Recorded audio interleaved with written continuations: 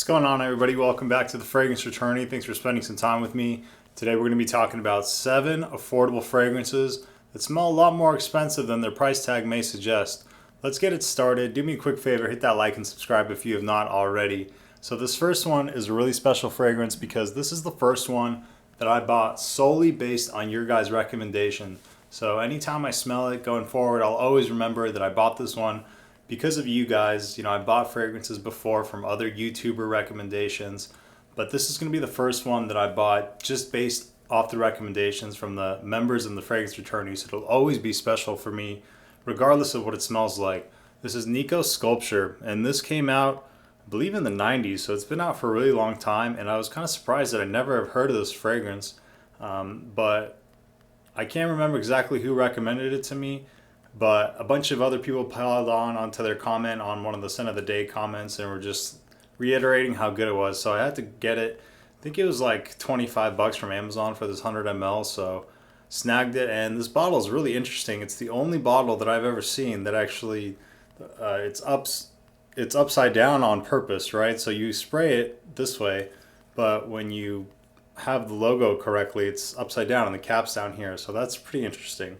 So I'll give it a spray here, just so you can see the atomizer is also really good on it. So basically it's a very heavy white floral fragrance with a nice blast of lemon in the opening as well. And super appealing, fresh. It's got this fabric softener type of a vibe. And it's just incredible, guys. It's kind of got this nice sharpness to it that I really like as well, that will kind of capture attention. I'm trying to get the cap back on here, which I'm having trouble doing for some reason right now that I'm filming, of course. Oh, there we go. All right, that was weird. Anyway, it's got this like sharpness that really will capture your attention, and I had to like take a step back when I first smelled it. I was like, whoa, that is a lot better than I expected, and especially with the quality, which is kind of the main point of this video. The quality on this is excellent for a $25 fragrance. Like, I've smelled some $25 fragrances that I just ended up throwing away because the quality was so bad. But this is damn near, you know, dare I say, niche level perfumery with the layers that you can smell. It's not, but yeah, it's great quality for the price. Definitely if you're into kind of sharp white floral fragrances with a nice lemon and a nice kind of woody backbone to them, check this one out. Thank you again for recommending that one to me, guys. I'll always enjoy that one and always think about how it was the first one that I bought because of you guys, so that's really cool. Next one up we have, I talked about this one last time. I want to bring it up again because I've been wearing it so much. Kenneth Cole For Him. And I paid like $16 for this. Is this the 100 ml? Let me see real quick. This is not. This is the 50. So I paid like $16 for this 50 ml. And does this smell like a $60+ YSL? No, it doesn't. But let's pretend this is the 100 ml. Like, they could charge $40, $45 for that. Even they probably charge at discounters for this. I don't know exactly. I'm just speculating. So if the 50 is 16, you know, the 100 would be approximately, let's just say 30. But it's probably going to be less, right? Because you get a better deal if you buy more. So whatever, let's just say 30. Like, it could be 45, 50 with the smell, the quality, the character that this fragrance provides. It's just got a lot going for it, and it's really nice. And I've accumulated so many like blue freshies now to the point where, you know, I have every kind of take on a blue freshie, and still for some reason this $16 cheapie smells really great to me. It's kind of got some L'Homme Le Parfum in there. It's got some Bleu de Chanel EDP in there. You know, it's got the shower gel thing going on, but it's got some vetiver, it's got some character, it's got a little bit of maturity without smelling like an old man scent or anything. Just a really put together fragrance for under $20. Kenneth Cole For Him. Very impressive. Next one up we have is from the house of Hermes. This is H24. This is the Eau de Toilette. And when this came out, you know, it was really commanding a premium price range, and now that the Eau de Parfum has come out, you can get this one for like right around $50, I think. So at that price, it's really an excellent buy. You know, I'm not gonna go and say that this should be worth twice that price at $100 for 50 ml. Probably not, but you know, it could be more is what I'm saying. I'm not gonna go and start calculating what the exact worth of it is because it's all subjective. But for that price range and just the quality that you get with these Hermes fragrances, it's really a good value at that point. So this is a very musky fragrance. It's kind of got some citrus in there too, but very unique and a little bit hard to describe because of that uniqueness. But if I do my best, it's got just a strong musky character without being dense or thick. It's still got a freshness. It's still got versatility. Maybe a little bit of, I guess, maybe a metallicness to it, perhaps. The first time I smelled this, for some reason, I thought of runts, the banana runts. So something maybe synthetically sweet like that, like a sweet citrus with like a bit of a synthetic edge as well. But overall, if you're really into unique fragrances that are featuring good quality oils at a fair price, H24 Eau de Toilette is a good one to consider, especially considering that it's a little bit fresher than the Eau de Parfum and is going to be useful in a little bit more situations, because sometimes with these unique fragrances, it's kind of hard to find a situation in which you want to use it just because they are different. You really have to be craving that uniqueness or craving something outside the box a lot of times when you go for something that's more unique. So with the added freshness of the Eau de Toilette compared to the Eau de Parfum, it's just going to give you that little notch in versatility and you get a better price. So it's got that going for it. The next one up is, I think, yeah, the only tobacco fragrance on this list. This is CK1 Shock. You know, this one caught its hype, and if you've been around FragCom, you've heard about this one already.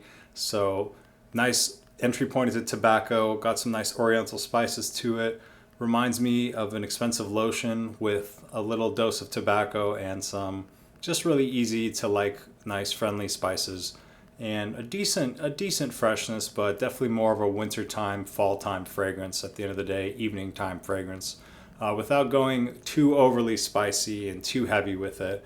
Just easy to understand tobacco, warm, spicy kind of high quality lotion smelling fragrance to me at least. So CK1 Shock, can get it for $20 for 100 ml and good quality there. And definitely smells more expensive than a $20 fragrance. Definitely could be like double the price just based on quality. If you were to smell it blind and someone would ask you, you know, how much would you pay for this? I think $40 would be easily in that realm of what you would answer, how much that would be worth. Anyway, let's keep it going. With Porto Neroli, I've been talking about this one maybe too much, but when I was compiling the fragrances for this video, this one could just kind of stick out to me, and I always say it when I talk about this one too. I was like, oh, you know, that one, it's like a $35 fragrance, but the quality on there is excellent for a $35 fragrance, and I always think that when I wear it. I always think that when I talk about it. So I'm going to feature it again. Porto Neroli, a nice clean Neroli woods with a very prominent lemon pop that kind of consistently is there. Sometimes lemon is there in the opening then fades away, but I get a little bit more consistency with the prominence of the lemon and the clean woods. A little bit of fruitiness, reminds me of Fruit Loops, the cereal. For some reason I have that association. And overall high quality for a $35 fragrance. And this bottle looks really nice as well. My only qualm with this bottle is how easily this cap comes off. That's a little frustrating, but other than that, if you were just put it there to look at it, it does look very nice for the price, so I'm not complaining. Anyway, next one, we have two more. So yes, let's go. Hollister Festival Nite. It's been a little bit of time since I talked about this one, and it's time to bring it back, guys. Hollister Festival Nite, it's a really good ginger fragrance, and kind of different here with the cap that unscrews. This doesn't come off, so it just unscrews, and then I'll give it a spray here. Decent atomizer. Yeah, really zingy, really sharp, really kind of attention grabbing, more so youthful. It's got some nice sweetness in there as well. So if you're looking for something that is a sweet ginger fragrance that has good performance and good quality for not that much money, Hollister Festival Nite it's a good solid choice. It doesn't smell cheap or doesn't really smell like what you would think a Hollister fragrance would smell like as far as quality and performance. So it's exceeding that, and pretty good value for money with Festival Nite. So, last one on this list. I know you guys are wondering, where is the Banana Republic fragrance? This guy's always talking about how Banana Republic fragrances are such great value and they smell more expensive than they cost. Really, he's not going to throw one in. I'm going to throw one in. I just had to keep you on your toes. Had to keep you waiting till the last one with Vintage Green. Of course, I had to throw in a Banana Republic, guys, from the Icon line. Still waiting on my sponsorship, though. Banana Republic, hit me up. 78 Vintage Green, guys. Man, this is a really good fragrance and very aromatic, very realistic, leafy. It's got a nice woodiness to it as well. It's got a nice character and maturity to it. And the secret with this one is you want to really catch it in the air. In the air, it's got this sparkle. It's got this just cleanliness to it, I guess, without, turning into a soapy or shower gel fresh fragrance. Very green, very kind of earthy, but sparkly at the same time. So beautifully done. Great aromatics here. If you're a fan of green fragrances and you see this one, just snag it. It's 25 bucks and it's so good, man. It's so good, and it works in a variety of situations that you want to be taken seriously and you want to come across as a mature individual. There's nothing boyish about this. I wouldn't recommend this for like a teenager. Sorry, I had something in my throat there. Or like maybe a younger man. This is definitely for a more experienced user of fragrance. Maybe not one of your first 5 that you should get. But if you're a big fan of greens and aromatics, 78 Vintage Green is really good. All right. That's it for today. Hope you enjoyed it. Let me know what's one fragrance that you own that you think could command a much higher price tag than where it's currently at. Let's get some good value picks down there in the comments. I appreciate you watching. I appreciate everybody being here, leaving me your scent of the days. Hope you feel great. I know you're smelling great because you're here. And take care, everybody. Be well. Until next time, everybody. I'll see you next time at the Fragrance Returney. Peace out, everybody. Cheers.